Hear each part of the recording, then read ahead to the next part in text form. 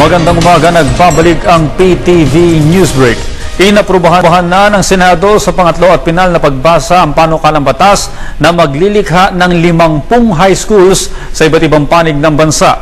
Ayon kay Senator Edgardo Angara, Chairman ng Senate Committee on Education, Arts and Culture Committee at siyang sponsor ng bill, lalong mapag-iibayo ang kalidad ng edukasyon sa Pilipinas sa pag-abruba ng naturang panukala.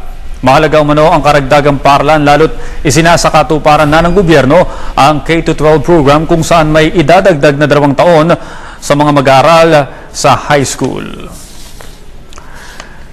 Sa iba pang balita, 23 bahay ang winasak ng Ipo-Ipo sa Barangay Poros sa San Fernando, La Union noong Lunes. Nanalasa ang Ipo-Ipo sa naturang barangay maging sa kalapit nitong barangay Ilocano Sur. Dahil dito, pansamantalang pinutol ng mga barangay official ang linya ng kuryente bilang precautionary measure.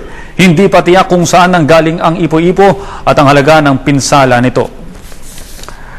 Samantala, alamin naman natin ang lagay ng panahon sa ating bansa. Live mula sa Pag-asa DOST, may report si April Enerio. April. Yes, Audrey, panibagong sama ng panahon o low pressure area ang namataan sa silangan ng Mindanao. Ayon kay Pag-asa Weather Forecaster Jory Lois, sa ngayon ay nasa karagatan pa rin ito at mabilis naman aniya ang rate ng kilos nito pakanluran. Kaya sa oras na tumama ito sa kalupaan ng Mindanao ay bababa ang tsansa nitong maging isang bagyo.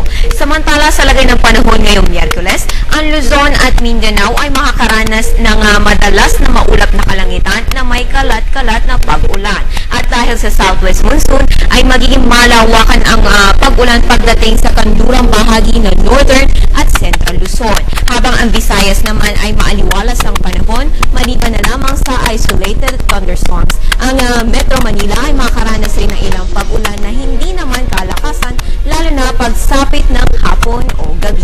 At yan ang latest mula dito sa Pag-asa DOST. Para sa Telebisyon ng Bayan, April Enerio. Maraming salamat, April Enerio. At yan po naman ang aming mga nakalap na balita at impormasyon. Magbabalik ang PTV Newsbreak makalipas ang 1 oras. Ako po si Audrey Gorisep.